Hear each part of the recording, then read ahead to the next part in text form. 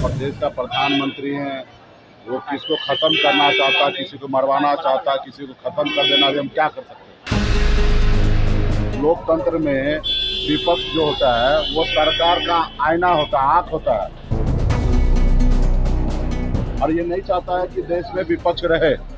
विपक्ष को हर तरीके से खत्म करना चाह रहे हैं।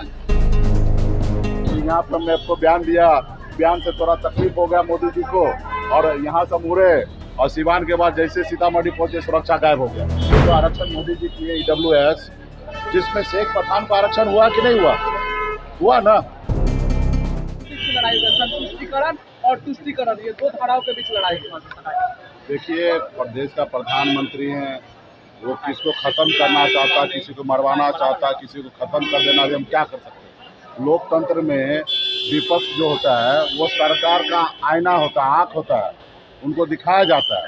लोकतंत्र में जब तक विपक्ष रहेगा तभी हमारा देश रहेगा। जब विपक्ष ही नहीं रहेगा तो देश कहाँ रहेगा।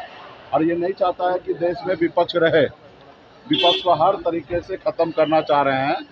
तो ये तो माननीय प्रधानमंत्री जी का सोच है कि देश में विपक्ष को ख़त्म कर देना।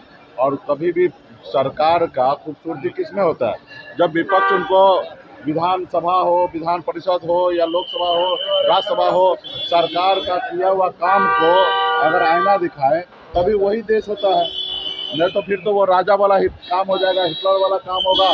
राजा जो चाहेगा वही होगा, जो हिटलर चाहेगा वही होगा, उसके सामने कोई आवाज़ नहीं उठाएगा। तो अगर उनको अगर राजा बनना है, हिटलर बनना है, तो फिर मैं क्या कह सकता हूँ। अगर उनको देश के प्रधानमंत्री बनना, अच्छे नेता बनना है, तो सबसे पहला ज़रूरी है कि विपक्ष को जिंदा रखना।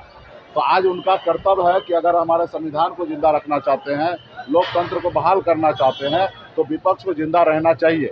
लेकिन इन तो अभी नहीं चाहते जिंदा रहे, ख़त्म करना चाहते। देखे ना कि यहाँ पर मैं आपको बयान दिया, बयान से थोड़ा तकलीफ हो गया मोदी जी को, और यहाँ से मुड़े और सिवान के बाद जैसे सीतामढ़ी पहुंचे सुरक्षा गायब हो गया। तो ये लोकतंत्र में सही नहीं है। अब फिलहाल मोदी जी कर रहे हैं तो अभी हम क्या कर सकते हैं भाई, वो तो देश के प्रधानमंत्री हैं।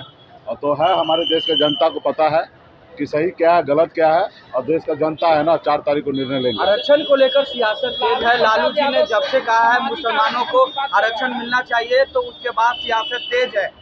क्या मोदी जी ने नहीं दिया मुसलमान को आरक्षण? सामान्य जो EWS आरक्षण लागू हुआ सामान्य वर्ग का, उसमें मुसलमान को आरक्षण नहीं है, शेख पठान को आरक्षण नहीं है। ये क्या ये फालतू वाला सब काम कर रहा है? देश के संविधान में सीधा लिखा हुआ है हर जाति धर्म के हर लोगों को, नागरिक को लेके साथ लेके चलना है। तो इसमें दिक्कत कहाँ है? इन्होंने नहीं किया क्या? अभी बताइए ना मेरे को, सामान्य वर्ग का जो आरक्षण मोदी जी किए EWS, जिसमें शेख पठान का आरक्षण हुआ कि नहीं हुआ? हुआ ना। शेख पठान मुसलमान नहीं है ना। किसने बोला धर्म के आधार पर आरक्षण दिया जाएगा?